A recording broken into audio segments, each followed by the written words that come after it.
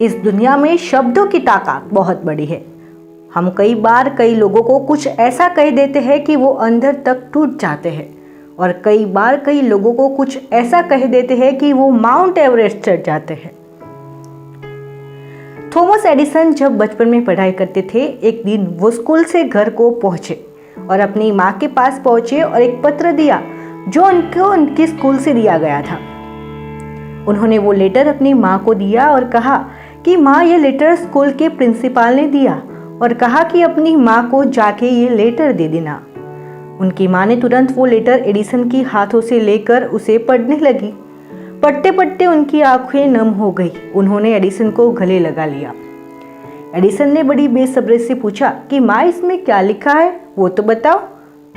तो माँ फिर से उसे लेटर को खोला और दोबारा पढ़ने लगी ताकि एडिसन उसे सुन सके। उन्होंने कहा कि इसमें लिखा है कि थॉमस एडिसन एक जीनियस है, वो बहुत ही कमाल का बच्चा है, सुपर इंटेलिजेंट है और हमारे यहाँ इसे पढ़ाने के लिए कोई टीचर मौजूद नहीं है। इस बच्चे को हम अपने स्कूल में नहीं पढ़ा सकते, इसीलिए आप इस बच्चे को अपने घर पर ही पढ़ाइए। उस दिन के बाद से थॉमस एडिसन की माँ ने उन्हें घर पर ही पढ़ाया था। उन्होंने भी मन लगाकर पढ़ाई की, पूरी लगन से पढ़ाई की और एक वक्त के बाद थॉमस एडिसन दुनिया के महान आविष्कारक बन गए।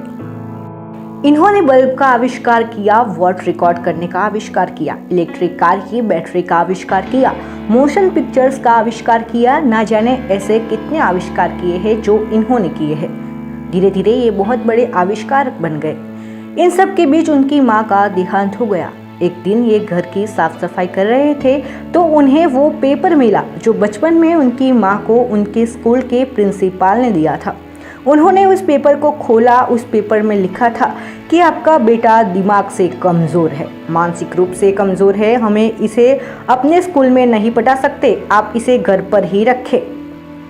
और उस दिन थॉमस एडिसन की आंखों में आंसू आ गए।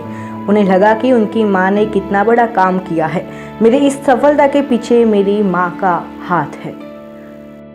अगर उनकी माँ ने वो पेपर सही पढ़ लिया होता तो शायद थॉमस एडिसन इतने बड़े इन्वेंटर नहीं बन पाते, शायद इतने सारे आविष्कार इस दुनिया में नहीं हो पाते। तो इसी तरह हमारे शब्द किसी को तार भी सकते हैं और किसी को डुबा भी सकते हैं।